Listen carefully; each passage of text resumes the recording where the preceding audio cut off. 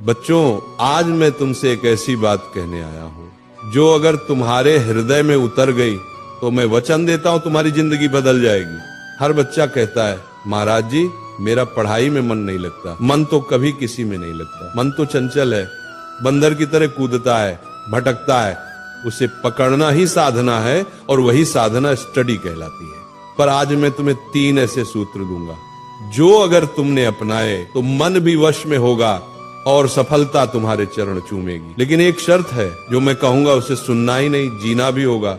अगर फिर वही पुरानी आदतें रही तो वही हाल रहेगा, ना मन लगेगा ना जीवन आगे बढ़ेगा। पहला सूत्र, कारण खोजो।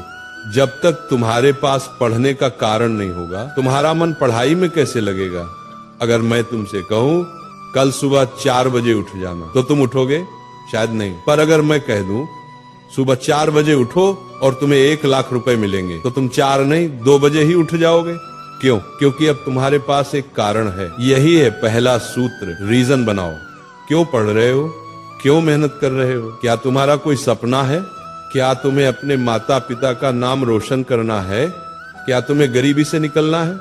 जिस दिन तुम्हें अपने आप को पता चल गया, उस दिन से अपने आप रास्ता दिखने लगेगा। फिर न तो आलस रहेगा न मन का बहाना। फिर किताबें भी तुम्हें आकर्षित लगेंगी, क्योंकि अब तुम्हारे भीतर आग जल चुकी होगी। मुझे कुछ बनना है। दूसरा सूत्र, एक समय में एक ही साधना। कई लोग कहते हैं हम मल्टीटास्किंग कर रहे हैं, पर सच ये है तुम मल्टी डिस्ट्रैक्टिंग कर रहे हो। एक समय में केवल एक ही काम करो। अगर पढ़ रहे हो तो सिर्फ पढ़ो, मोबाइल, दोस्त, बातें सबसे दूर रहो। एक कथा सुनो। एक व्यक्ति ने 100 जगह 1-1 फुट का गड्ढा खोदा और एक ने एक ही जगह 100 फुट का। पहले वाले को पानी नहीं मिला, दूसरे को स्रोत मिल गया। यही पढ़ाई में होता है। तुम रोज थोड़ा थोड़ा कई जगह ध्यान बांटते हो और कहते हो परिणाम नहीं आ रहे। ध्यान बांटने से फल नहीं मिलता, ध्यान केंद्रित करने से वरदान मिलता है। इसीलिए जब पढ़ाई करो तो वही तुम्हारी पूजा हो, वही तुम्हारी साधना हो। पढ़ाई के समय किताबें तुम्हारी माला बने, शब्द तुम्हारे मंत्र बने और एकाग्रता तुम्हारा ध्यान बने। तीसरा सूत्र, डिस्ट्रैक्शन ही पतन का कारण है। आज मनुष्य अपने शत्रु से नहीं, अपने मोबाइल फोन से हार रहा है। कभी विचार करो, मोबाइल तुम्हारे काम के लिए बना है या तुम मोबाइल के गुलाम बन गए हो? स्क्रीन छोटी है पर जाल बहुत बड़ा है। तुम कहते हो थोड़ा रिलैक्स करने चला था और वो थोड़ा 3 घंटे का टाइम पास बन जाता है।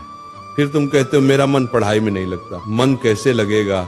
जहां ध्यान होगा वहीं ऊर्जा बहेगी।